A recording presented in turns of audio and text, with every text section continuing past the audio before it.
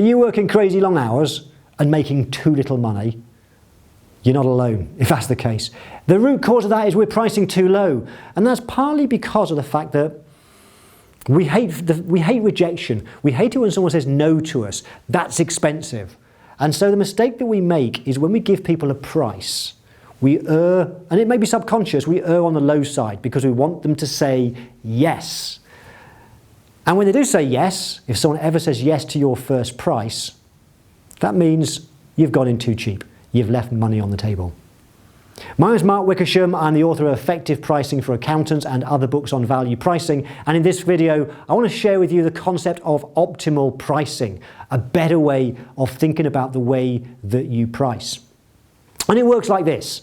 Essentially, the price for anything should fall somewhere between your costs and the value to the customer.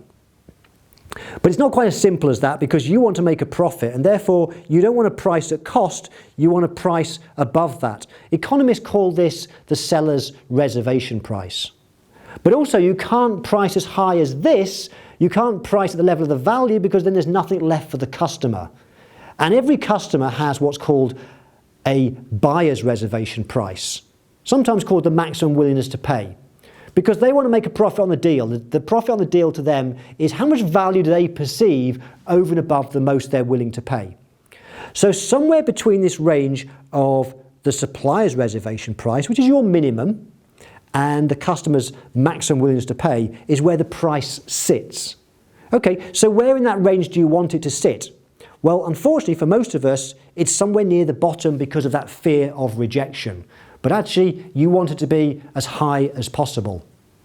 After all, if the customer's willing to pay you $5,000, why would you charge $4,000? You're leaving money on the table. And the problem is, sometimes people think, isn't it unfair on the customer to charge more? And I would argue it's fairer.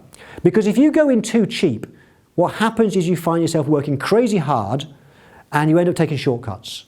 And very often, it's the shortcuts where the customer gets let down.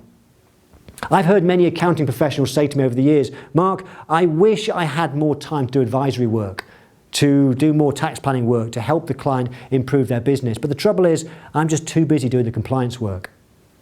Who loses as a result of that? Well, you certainly do, but so does the client. If you can help the client build a more successful business, and the only reason you're not is because you're too busy, the client is being let down. You owe it to your clients to charge a higher price and then make sure you over-deliver. You give them huge value, because we can change people's lives. So how do we find out that maximum price that they're willing to pay? We can't ask. You can't say to the client, how much is the most you're going to pay for this tax return? They won't tell you.